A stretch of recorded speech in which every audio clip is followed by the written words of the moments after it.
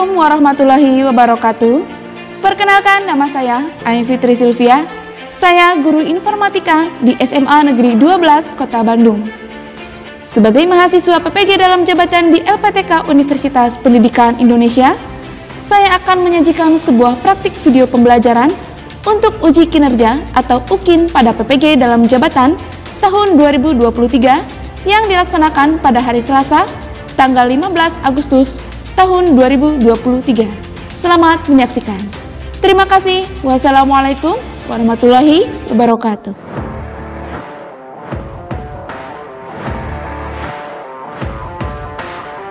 Assalamualaikum warahmatullahi wabarakatuh.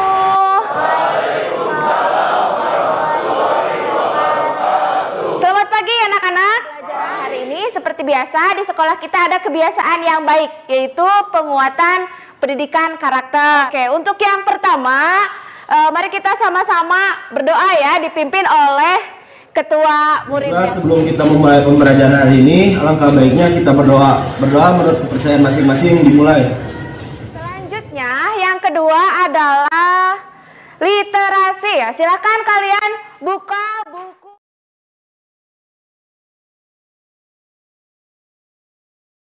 Dibuka Quran surat Al-Waqiah ayat 1 sampai 10. Kita baca bersama-sama, untuk yang non-muslim menyesuaikan.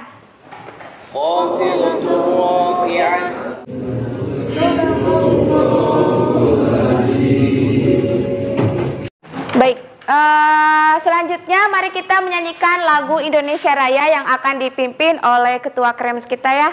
Farel, silakan ke depan ya. Semuanya silakan berdiri.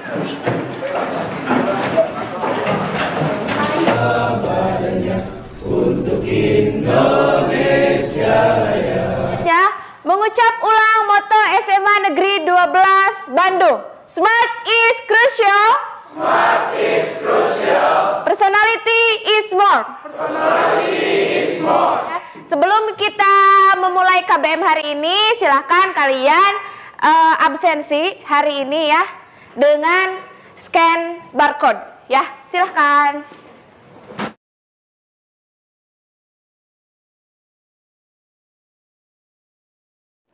Nah, sebelum kita masuk ya ke materi informatika sekarang dan masa depan ya, kemudian ada big data dan cloud computing. Nah, itu keyword yang akan dipelajari hari ini, di mana sebelumnya kita di kelas 10 dan 11 ya, kita udah mempelajari berbagai macam elemen informatika ya. Masih ingat apa aja?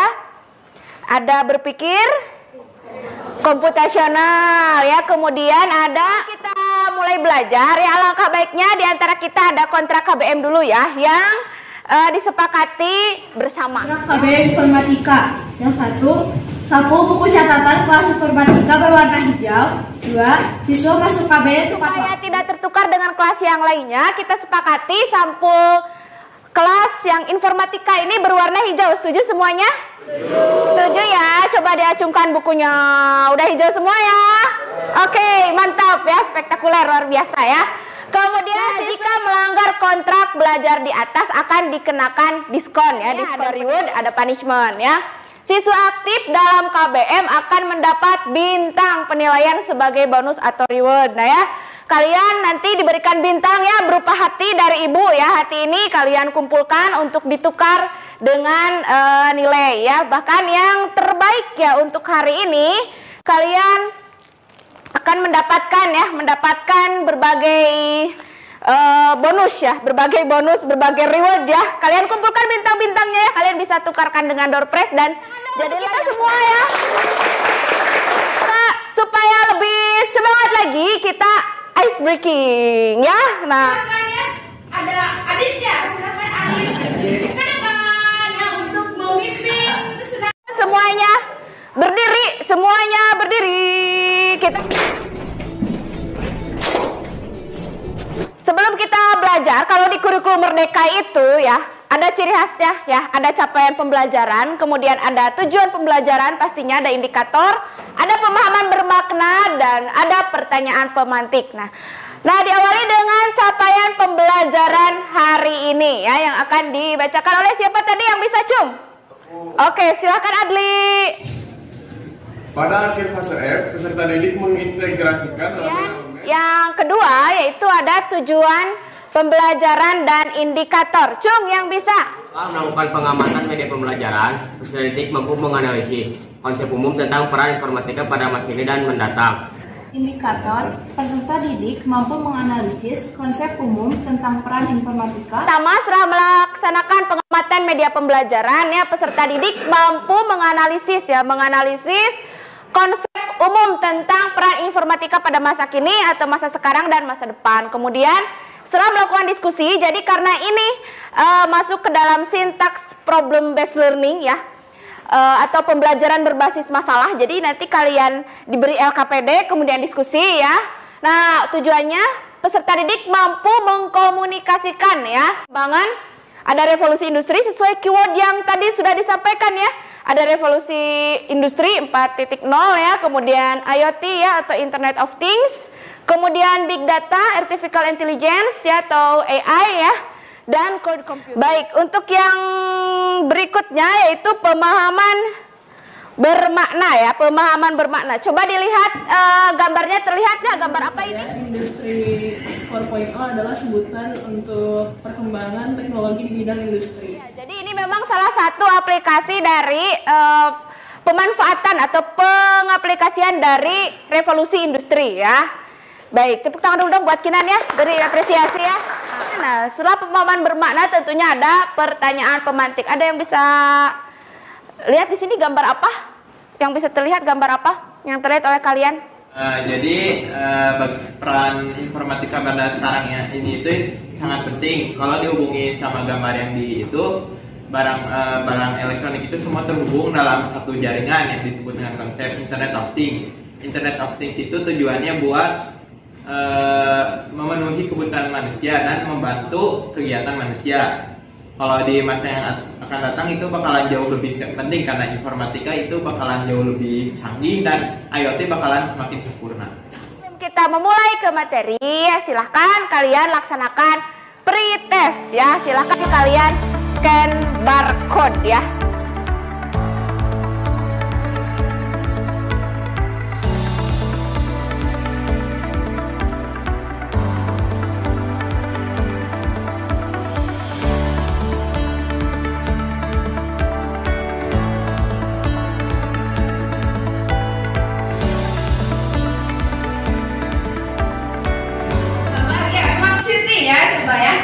Ini ada smart city, kemudian awan ini ya dinamakan dengan code. Dari gambar pertama saya pikir lebih mengacu pada konsep cloud computing, di mana model komputasi di mana sumber daya seperti server, jaringan, storage, kemudian software disediakan melalui internet, yang mana user bisa menggunakan serta mengakses dan menggunakan sumber daya ini secara langsung, serta mengurangi kebutuhan untuk memiliki dan mengelola perangkat keras fisik. Kemudian pada gambar yang satunya lagi dirasa lebih mengacu pada konsep smart city atau dengan bahasa Indonesianya kota pintar, yang mana smart city sendiri adalah suatu konsep di mana teknologi informasi serta komunikasi digunakan secara efisien untuk meningkatkan kualitas hidup dan efisiensi pengelolaan kota. Tujuan utamanya sendiri lebih ke mengintegrasikan berbagai aspek kehidupan di perkotaan. Nah itu ya, betul ya yang dijelaskan oleh Arlen ya mengenai konsep dari smart city ya yang sekarang ya akan dihadapi ya, bukan akan lagi, sudah dihadapi dan kedepannya itu akan semakin canggih ya, dan konsep dari cloud computing ya. Oke, nah ini peta konsepnya ya. Untuk peta konsepnya untuk informatika sekarang dan masa depan itu ada di informatika dan literasi digital ya. Kemudian untuk informatika saat ini ada di additive manufacturing, kemudian revolusi industri, IoT atau Internet of Things ya, Big Data dan Artificial Intelligence dan cloud computing ya. Kalian bisa scan ya, scan bahan ajar digitalnya bisa melalui QR code ya.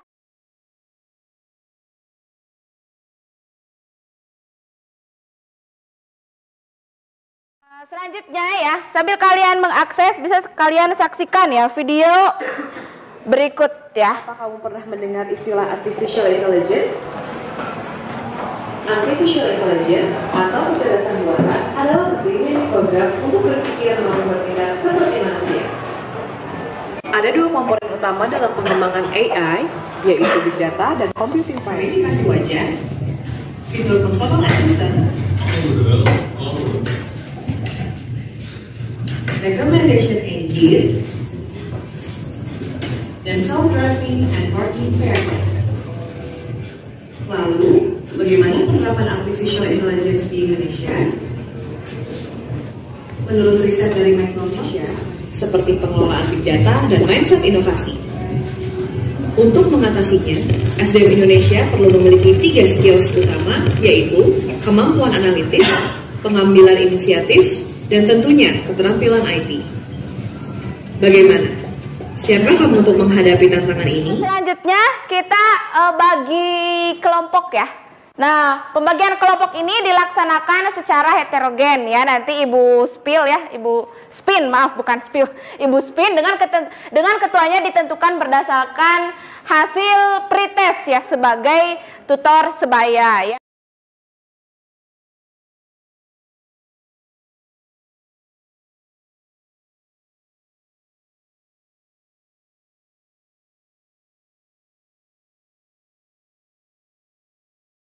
Baik, semuanya sudah duduk sesuai kelompok masing-masing? Sudah ya. Nah, Ibu bagikan LKPD-nya ya, sekaligus di sini ada modulnya, modul ajar yang sudah tadi bisa kalian akses di QR code. Dan di sini ada LKPD-nya ya. LKPD-nya disesuaikan dengan konsep literasi ya. Kemudian kalian diisi ya, dikerjakan, diisi identitasnya sama nomor absennya. Kemudian ada studi kasusnya juga. Nanti kalian bikin presentasinya sekreatif mungkin ya. Kemudian kalian presentasikan hasil kerja kalian itu di depan kelas.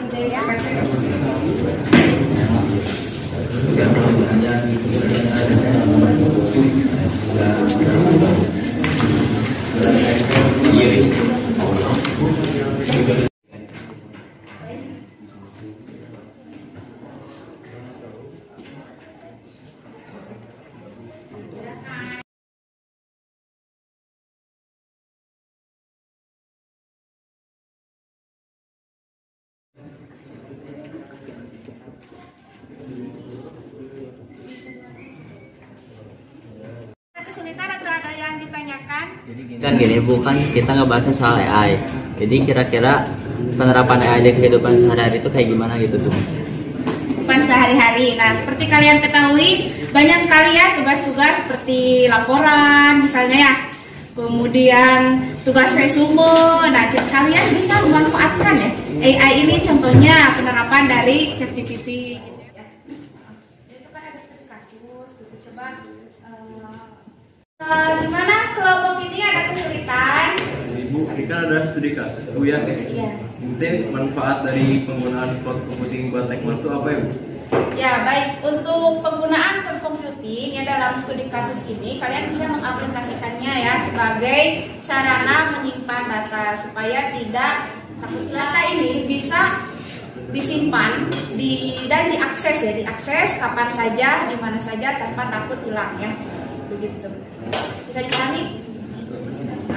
Terima kasih. Ini lagi membuat presentasi apa? Tentang Ibu, literasi digital. Literasi digital ya. Literasi digital itu apa aja yang sudah kalian pelajari? Banyak sih kayak jenis-jenisnya, terus step-step buat cyber security atau keamanan cyber, buat kayak gimana cara antisipasi data kita di dunia digital. Oh, baik, siap ya, silakan lanjutkan. Yang bisa mempresentasikan, yang berani mempresentasikan yang pertama dalam pengerjaan LKPD, ayo Cung. Oke, siap ya semuanya, alhamdulillah bersemangat sekali ya. Kita lihat yang pertama, yaitu kelompoknya Afan. Silakan maju ke depan ya. Oke, dilanjut nanti kelompoknya Revolusi Industri ya, dan kelompok AI ya. Silakan kelompok Afan ke depan. Mulai. Assalamualaikum warahmatullahi wabarakatuh. Waalaikumsalam warahmatullahi wabarakatuh. Kami dari kelompok 5 akan menjelaskan tentang cloud computing dan juga LKPD yang telah dikerjakan.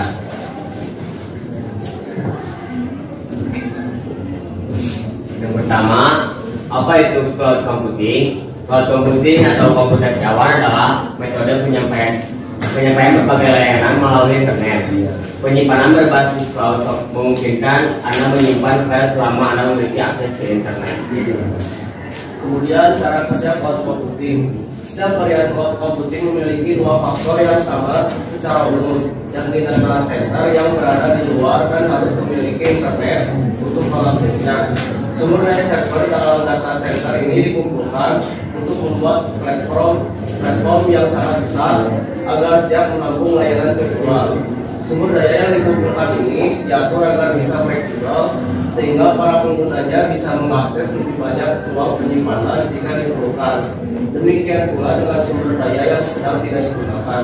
Ini akan dilepas kembali ke cloud jika memang sudah tidak lagi diperlukan.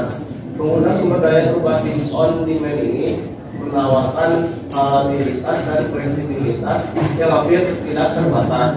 Pasalnya, kebutuhan Anda akan cloud computing senantiasa berubah atau dinamis. Selanjutnya ada fitur cloud computing berdasarkan layanannya. Yang pertama ada software as a service atau SaaS, melibatkan suatu aplikasi perangkat lunak kepada penggunanya. Lalu yang kedua ada infrastruktur as a service AS, melibatkan metode untuk mengirimkan suatu file dari sistem operasi ke server dan penyimpanan melalui konektivitas berbasis IoT sebagai bagian dari layanan cloud. Lalu selanjutnya ada platform as a service atau SaaS, hampir mirip dengan SaaS, namun alih-alih mengirim suatu perangkat lunak via online, SaaS sebenarnya adalah platform untuk membuat perangkat lunak yang dikirimkan melalui internet. Keuntungan menggunakan cloud computing. Pengguna dapat mengecek file dan email di komputer manapun, atau bahkan menyimpan serta mengakses file dari manapun, seperti Dropbox atau Google Drive. Dengan penyimpanan di laptop atau komputer, pengguna dapat menginstal perangkat lunak tanpa menggunakan cara tradisional, seperti menggunakan disk atau flash drive. Lalu ada contoh dan fungsi cloud computing. Untuk contohnya itu di email itu contohnya layanan Gmail. Terus fungsi cloud computing itu sebagai penyimpanan, backup dan pengambilan data, lalu membuat dan mengetes aplikasi, menganalisis data serta streaming audio dan video. Mungkin ada yang mau bertanya atau menambahkan? Sebelum ada yang bertanya atau menambahkan, diangkat dulu dong.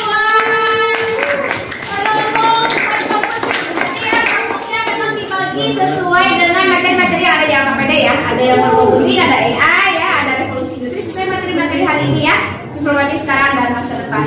Silakan ada yang mau menanyakan? Aja sih contoh-contoh software cloud computing.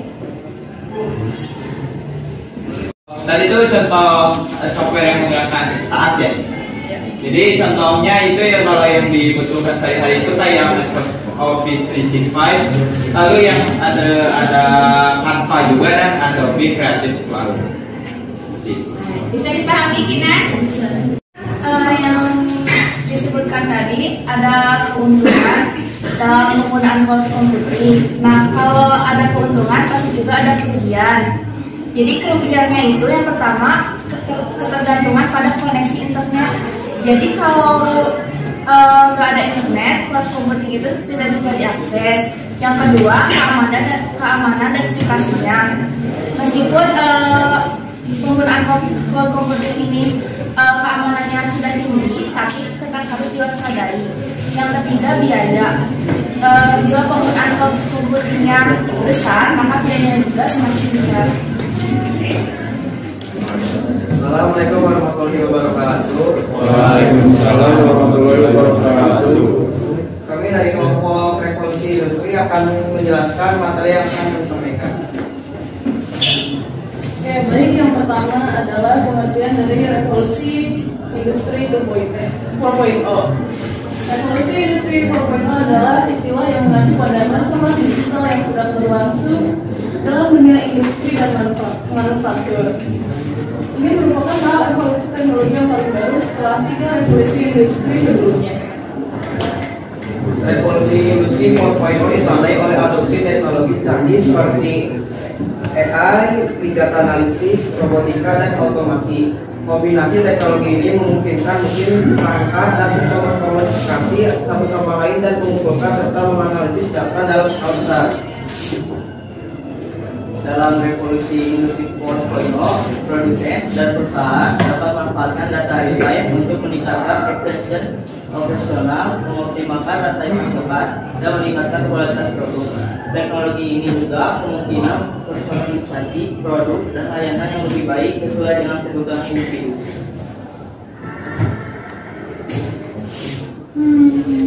Selain itu, revolusi industri 4.0 juga berdampak pada landscape pekerjaan. Otomatis dan robotika menggantikan pekerjaan manual dan berulang, sementara AI dan analisis data mengubah cara kita bekerja dan mengambil keputusan.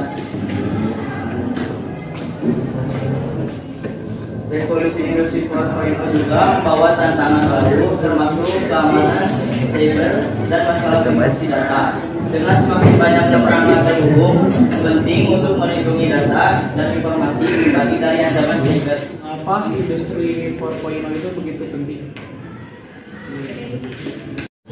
Karena dalam bisnis industri 4.0 dapat memberdayakan pemilik bisnis untuk lebih mengontrol dan memahami setiap aspek operasi mereka dan memungkinkan mereka memanfaatkan data instan untuk meningkatkan produktivitas, meningkatkan proses, dan mendorong pertumbuhan. Baik, bisa dipahami, Bagas? Baik, kemudian ada yang bisa menambahkan? Baik, silakan, Raya. Yang nggak bisa digantikan oleh AI. Kan robot dan kecerdasan itu tidak dirancang untuk berempati, menilai dan memberikan kasih sayang seperti manusia. Jadi yang nggak bisa digantikan itu dokter, psikolog, guru, hubungan masyarakat, dan HRD. Terima kasih.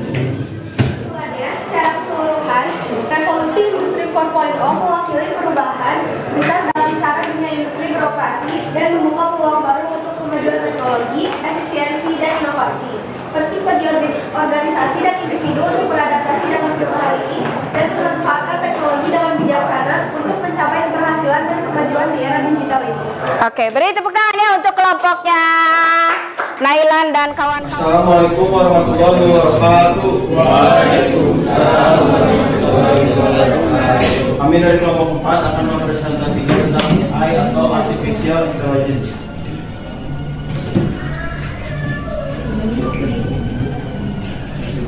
Pengertian Artificial Intelligence atau AI merupakan sebuah teknologi yang dirancang untuk membuat sistem komputer mampu meniru kemampuan intelektual manusia.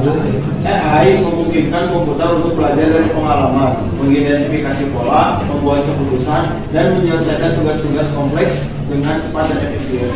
Mudahnya AI adalah sebuah sistem komputer yang memiliki kemampuan berpikir selayaknya manusia.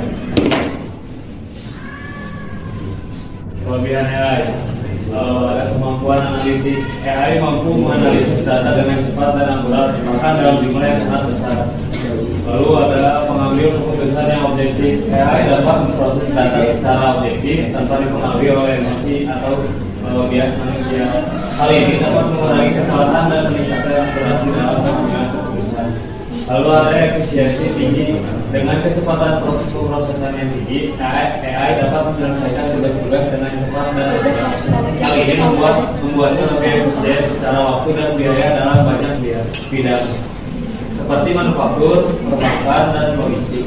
Lalu yang keempat adalah pembelajaran mandiri. AI mampu belajar dari data yang ada dan meningkatkan kinerjanya seiring waktu. Dengan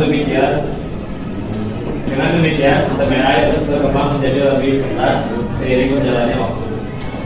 Lalu ada ketergantungan data. Lalu kekurangannya AI.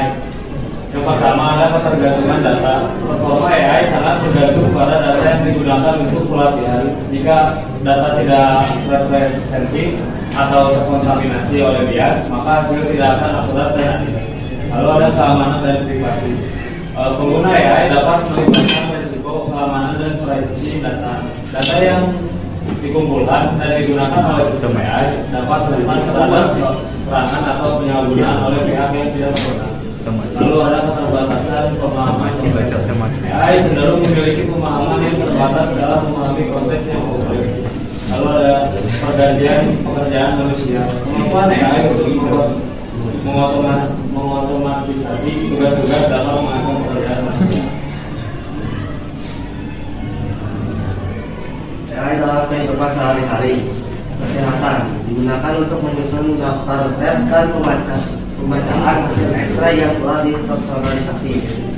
Retail memudahkan untuk berbelanja secara virtual melalui e-commerce. Manufaktur AI dapat menganalisis data IoT dari pabrik selama proses menggunakan peralatan yang terhubung dengan jaringan berulang. Pemilik dapat memperkirakan banyaknya dan menghitung ekspektasi permintaan. Perbankan meningkatkan kecepatan, efektivitas, sekaligus kecepatan tenaga manusia dalam sektor perbankan. Sektor melahirkan sebuah konsep tata lingkungan perkotaan yang disebut smart city, di mana inovasi ini membuat kehidupan masyarakat menjadi lebih efisien. Ada yang mau bertanya? Ya, silakan. Mengapa sistem AI dapat berpikir selayaknya seperti manusia? Jadi kenapa AI dapat berpikir selayaknya manusia? Karena AI itu ditanamin sebuah teknologi atau susunan algoritma yang dimana dia itu dapat belajar dengan sendirinya, dan dimana manusia dapat merancang atau memproses hasil apa yang diinginkan dari AI tersebut. Kesimpulannya, AI adalah teknologi yang menyajikan dengan potensi besar dan untuk meningkatkan efisiensi dan akurasi dalam berbagai bidang. Perlu diingat bahwa penggunaan AI juga harus dilakukan dengan hati-hati, mengingat kekurangan dan implikasi etis yang mungkin timbul. Bagaimana implementasi chatbot AI membantu Tejmat dalam layanan pelanggan? Tejmat telah mengimplementasikan chatbot AI di situs web dan aplikasi seluler mereka. Chatbot juga dapat memberikan rekomendasi produk berdasarkan riwayat pembelian pelanggan dan preferensi mereka. Ini membantu mengurangi waktu tunggu pelanggan dan meningkatkan kepuasan pelanggan secara keseluruhan. Lalu yang kedua, apa manfaat utama yang diperoleh Tejmat dari penggunaan cloud computing dalam manajemen inventory? Manfaat cloud computing dalam manajemen inventory yaitu menyimpan data dari Tejmat. Mereka dapat dengan mudah meningkatkan kapasitas penyimpanan, mengakses data dari berbagai lokasi, dan menghemat biaya perawatan infrastruktur. Yang ketiga, apa tujuan dari pemanfaatan teknologi big data oleh Tejmat? Tujuannya yaitu untuk menganalisis konsumen. Mereka mengumpulkan data dari berbagai sumber seperti transaksi pembelian, kartu loyalitas, profil pelanggan, dan media sosial. Dari informasi data tersebut, Tejmat dapat mengidentifikasi peluang pasar baru, mengatur pemasaran yang lebih efektif, dan menyusun strategi penjualan. Lalu yang keempat, mengapa Tejmat menggunakan sensor IoT di toko fisik mereka? Yaitu untuk peningkatan efisiensi toko fisik, Tejmat memasang teknologi IoT di berbagai bagian toko mereka, seperti pintu masuk, rak, dan kasir. Sensor ini membantu mengumpulkan data jumlah pelanggan yang masuk dan keluar, tingkat inventory, serta waktu dan lokasi pembelian tertinggi. Dari data ini dapat digunakan untuk mengoptimalkan tata letak toko, mengatur stok, dan meningkatkan produktivitas toko fisik. Cukup ya? Ya, pekerjaan yang kami dalam presentasinya. Oke, tepuk tangan dulu buat kelompoknya AI ya. Dan mengambil keputusan berdasarkan data dan pola tertentu. Jawabannya AI. Jawabannya betul ya AI ya. Tepuk tangan buat Dinda. Ya lumayan. 1 bintang untuk Dinda ya. Coba sekarang yang nomor 4 mendadak. Oke, ini sudah ada yang duluan maju ya. Ada Adli Urda ya, silakan Adli. Spark adalah sistem pemrosesan data in memory yang cepat dan mendukung analisis data secara real time. Jawabannya apa? Oke, coba apa aja ya? Sekarang untuk Adli 1 bintang untuk Adli ya. 5 menurun. Nah, ada yang yang duluan paling depan ya? Ini ada Bagas Priya Aji, silahkan Bagas dibacakan soalnya. Titik-titik computing adalah sebuah model pengolahan dan penyampaian sumber daya komputasi seperti server, penyimpanan data dan aplikasi melalui internet. Jawabannya adalah kita cek. 1 bintang untuk Bagas. Ya, tepuk tangan untuk saudara. Masuk ke kuis ya. Nah, silakan kalian buka kuisnya ya. 0 ya, yang gede ya. 01 6075 ya. 016075. Silakan kalian untuk join ya.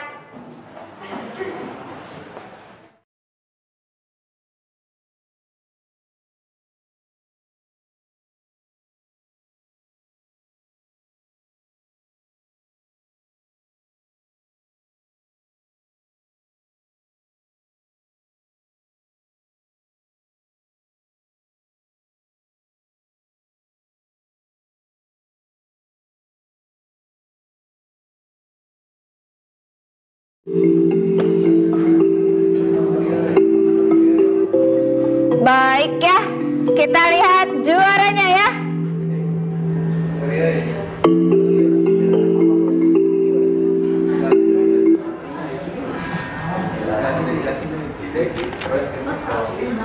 Kita lihat ya, siapakah pemenang kuisis hari ini? Yang pertama ada Arlene Talenta, yang kedua ada Reina, dan yang ketiga ada Rizky Tony ya. Silakan tepuk tangan untuk semuanya. Silakan jika tidak ya untuk ke depannya. Silakan. Silakan ke depan tiga-tiganya. Ayo maju. Silakan maju. Ada Arlene, ada Reina, ada Rizky Tony. Mangga silakan ya. Sebagai pemenang hari ini ya, kita latihan soalnya Olimpiade. Bagi yang di bawah itu remedial, mengulang lagi materi yang sudah ya. Ya, oke.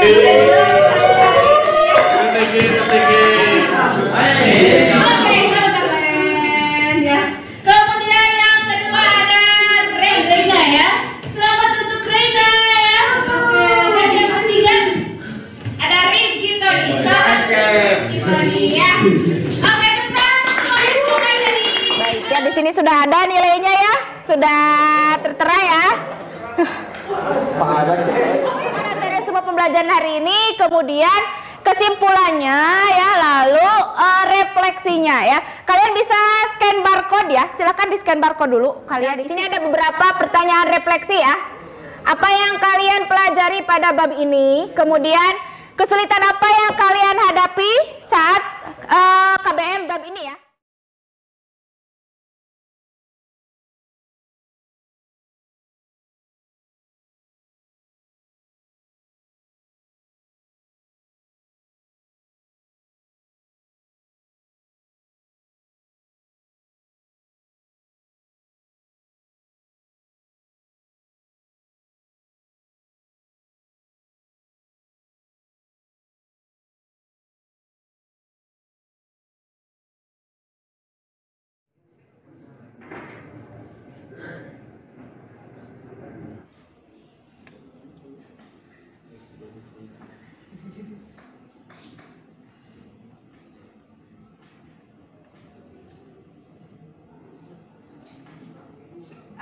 Bisa menyampaikan ya pertanyaan dari refleksi nomor 1 sampai 5 ya, sama yang kesimpulan. Kalau bagi saya itu kita mempelajari tentang berbagai teknologi informatika seperti AI, terus big data, cloud computing dan sebagainya. Hal baru apa yang kalian ketahui pada KBM bab ini?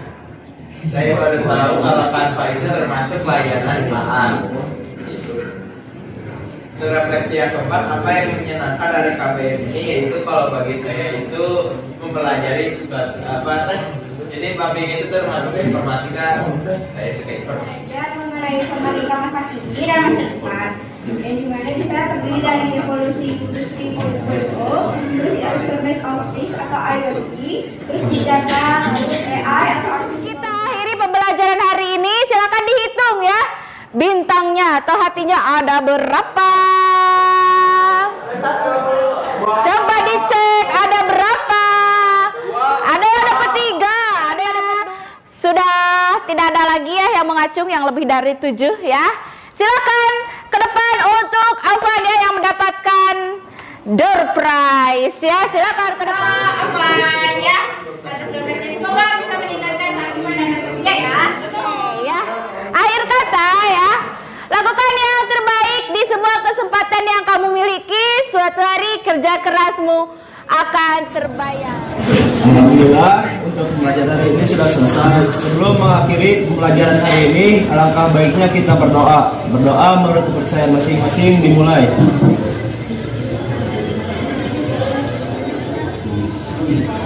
Berdoa selesai. Beri salam. Assalamualaikum warahmatullahi wabarakatuh.